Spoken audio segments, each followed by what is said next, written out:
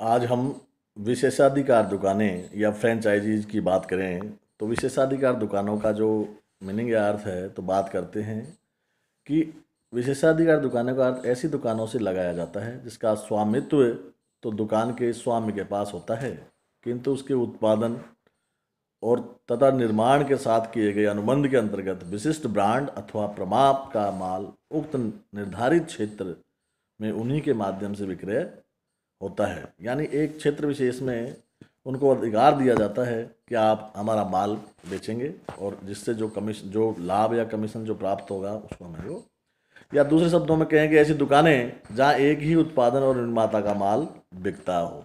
यानी किसी दुकान विशेष पे, जैसे मान लो एयरटेल की फ्रेंचाइज ले रखी है, किसी ने आइडिया की ले रखी है, किंतु वह स्वयं अपने स्वामित्व के दुकान की स्थापना न करके दुकानों के स्वामित्व से निश्चित कमीशन अथवा लाभ के आधार पर अपना माल बेचने का अनुबंध कर लेता है, विशेषाधिकार दुकानें कहलाती है। जैसे रिलायंस है, टाटा है, आइडिया है, अन्य भी दूरसंचार की जो कंपनियां हैं उनकी बात करते हैं।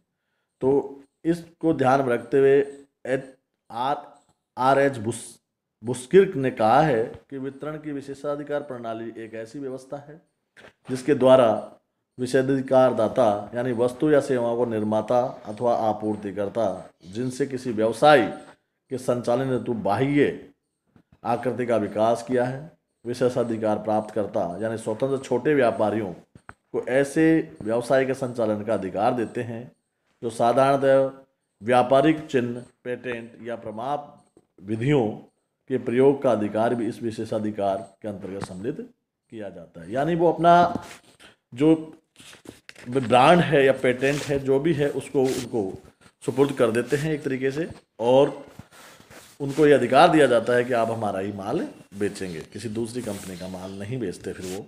तो इस प्रकार विशेषाधिकार दुकानों से आशय ऐसी दुकानों से है जिनके निर्माता उनके ब्रांड के माल को विक्रय करने का कार्य करती है।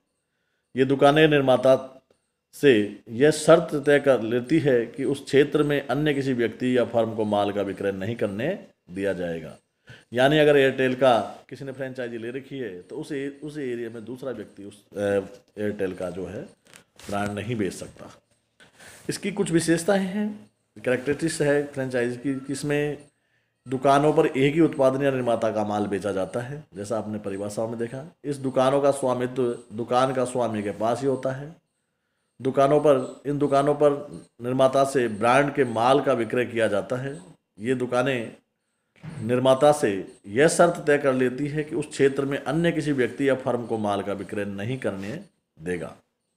इन दुकानों के विक्रय नीतियाँ, सजावट या ढंग, पैकिंग के तरीके, मूल्य आदि निर्धारण निर्माता और उत्पादक द्वारा ही तय किया। जैसे बाटा का शोरूम देखें आप तो देखें, कहीं भी हो पूरे ऑल ओवर इंडिया या वर्ल्ड में, तो बिल्कुल इसकी जो सजावट, उसकी जो रूपरेखा है बिल्कुल डिजाइन एक जैसी ही होती है। इसमें निर्माता संस्था द्वारा सभी दुकानों को विज्ञापन सामग्री दी जाती है। वैसे ये दुकानें स्वतंत्र होती है किंतु निर्माता इन पर बाह्य नियंत्रण भी रखते हैं। ये दुकानें बहुसंख्यक दुकानों पर से भिन्न हैं। बहुसंख्यक दुकानों का स्वामित्व तो केंद्रित होता है, लेकिन विशेषाधिकार दुकानों का स्वामित्व केंद्रित नहीं होता। तो ये हमने इनकी विशेषताएं देखी। अब बात करें कि विशेषाधिकार दुकानों के कुछ एडवांटेज, कुछ लाभ भी होंगे। सफलता पा बड़ा मौका, करेक्टर चांस फॉर सक्सेस। विशेषाधिकार दुकान सफलता का बड़ा मौका मिलता है क्योंकि एक तो ये जोखिम कम होती है और दूसरा आसानी से व्यवसायिक उद्यम का निर्माण किया जा सकता है। शीघ्र निर्माण, लघु उद्योग को अपने विशेषाधिकार दुकानों मिलने का अवसर शीघ्र मिल जाता है क्योंकि विद्यमान उत्पाद और ब्रांड के नाम परिचित रहता है व्यक्ति। जैसे ब्रांड है या आइडिया है या एयरटेल है या बाटा है, जो भी है, तो उससे केंद्रित क्रय शक्ति की बात करें, विशेषाधिकार दुकानों का लाभ यह भी है कि वे लघु व्यवसाय स्वामी विशेषाधिकार दुकानें लेने वालों की बड़ी मात्रा में क्रय करने का हिस्सा ले सकता है। वित्तीय सहायता की बात करें तो कई विशेष दुकानों के स्वामी योग्य विशेषाधिकार दुकानों लेने वालों के विशिष्ट क्षेत्र में प्रत्यक्ष वित्तीय सहायता भी प्रदान करते हैं, जैसे यंत्र, औजार खरीदने, स्कंद क्रय करने के लिए राशि आदि, इसमें वित्तीय सहायता भी देते हैं। व्यावसायिक अनुभव के लाभ की बात करें तो विशेषाधिकार दुकानें वाले विशेषाधिकार दुकान देने वाले से निम्नलिखित लाभ होते हैं कि इस अनुभव इस बात का सार है कि विशेषाधिकार दुकान लेने वाला और देने वाले से क्या क्रय कर रहा है। विशेषाधिकार दुकानें लेने वाला गलतियां करने से बच जाता है, या यूँ कहें कि विशेषाधिकार दुकान देने वाला भूल या सुधार में विशेषाधिकार लेने वाले को अनुभव और अन्य लाभ पहुंचाता है। जो ऑलरेडी जो कर रहा है वो व्यक्ति उसे जिसकी बारीकियां हैं या अच्छाइयाँ कमजोरियां हैं सबको से अवगत करा देता है। स्थान चुनाव या क्षेत्र संरक्षण की बात करें तो विशेषाधिकार दुकानें देने वाले से जुड़ जाने पर महत्वपूर्ण स्थानीयकरण बहुत अच्छा हो जाता है। कुछ विशेषाधिकार दुकानें देने वाले क्षेत्रीय संरक्षण प्रदान करने का भी प्रस्ताव करते हैं। उन्हें तो विद्यमान विशेषाधिकार दुकानें ले चुके ताकि वे एक विशेष भौगोलिक क्षेत्र में ब्रांड का नाम से माल बेच सकें। किसी क्षेत्र विशेष में ही को एक ही व्यक्ति का अधिकार हो जाता है। इसमें ब्रांड नाम अपील की बात करें तो लाइसेंस प्राप्त विशेषाधिकार दुकानें लेने वाला उत्पाद के लिए विज्ञापित ब्रांड नाम और राष्ट्रीय उपयोग के लिए सही माल क्रय करता है। इस प्रकार वह अपने व्यवसाय का परिचय देकर मान्यता प्राप्त ट्रेडमार्क रख सकता है। राष्ट्रीय विज्ञापन की बात करें, नेशनल एडवर्टाइजिंग की बात करें तो राष्ट्रीय और क्षेत्रीय विज्ञापन कार्यक्रम से भी सभी विशेषाधिकार दुकानें लेने वाले को लाभ पहुंचता है। इस प्रकार का विज्ञापन विशेषाधिकार दुकानें देने वाले द्वारा विज्ञापन कार्यक्रम आयोजित और नियंत्रित किए जाते हैं। यानी जो उत्पादन करता है और तो फ्रेंचाइजियों के लिए वह विज्ञापन कर देते हैं, जिससे उनको विज्ञापन की ज़्यादा जरूरत नहीं पड़ती। इसके अलावा स्थानीय विज्ञापन भी डिजाइन तैयार करने के लिए सहायता भी देते हैं।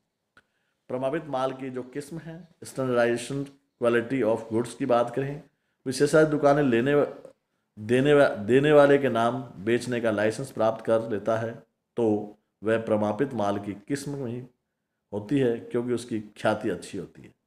जब एक ब्रांड आप बेच रहे हैं तो निश्चित ही चाहे ओप्पो का ले लें, चाहे वीवो का ले लें, जैसे बड़े बड़े शोरूम देख रहे हैं तो निश्चित ही वो विज्ञापन और उनसे माल का विक्रय और आय दोनों ही बढ़ती है।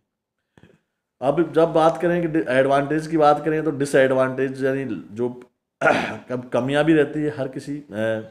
हर चीज़ के दो पहलू होते हैं। तो इसमें देखें, क्रय प्रतिबंध सबसे बड़ी बात है कि किस्म का प्रमाण बनाए रखने के लिए विशेषाधिकार दुकानें लेने वाले के लिए यह आवश्यक है कि वह आपूर्तिकर्ता की स्वीकृति आने और अन्य मदे आवश्यक होने पर ही क्रय करें। विशेषाधिकार दुकानें शुल्क और लाभ भागिता की बात करें तो ये देखा गया है कि अधिकांश विशेषाधिकार दुकानें लेने वाले पर कुछ प्रकार की फीस थोप देते हैं। उनसे लेने वाले बिक्री आगतों में हिस्सा भी लेते हैं। इसलिए विशेषाधिकार दुकान लेने वाले ने देने वाले के नाम, उत्पादन और व्यवसाय प्रणाली का उपयोग किया है। इसके अलावा विशेषाधिकार दुकानें देने वाला लाभ भागिता के रूप में भी निरंतर रॉयल्टी या फीस भी थोप देते हैं। यानी वो मनमर्जी, आज इसके नाम की फ़ीस है, आज उसके नाम की फ़ीस है, ऐसे लेते रहते हैं। प्राइवेट सेक्टर की ये बीमारी। सीमित उत्पादन रेखा की बात करें तो लिमिटेड प्रोडक्ट लाइन की बात है कि विशेषाधिकार दुकानों की एक हानि ये भी है कि अधिकांश मामलों में विशेषाधिकार दुकान देने वाले द्वारा जिन उत्पादकों की स्वीकृति दी गई है उन्हें को बेचा जा सकता है, अन्यों को नहीं। जो ब्रांड जो दूरसंचार कंपनी जिसकी आपने फ्रेंचाइज ली है, आप उसी एयरटेल है, आइडिया है या जो भी है उसी का काम करेंगे, आप दूसरी कंपनी का काम नहीं करेंगे। तो इसकी ये माइनस पॉइंट भी है। बाजार सुखाना की बात करें, विशेषाधिकार दुकानों में राष्ट्रीय अतिक्रमण एक गर्म मुद्दा बन गया। इसलिए संगठन का ये प्रारूप बिगड़ गया। दावा करते हैं कि उसका बाजार बहुत सूख गया है और बिक्री का भी नुकसान हो रहा है।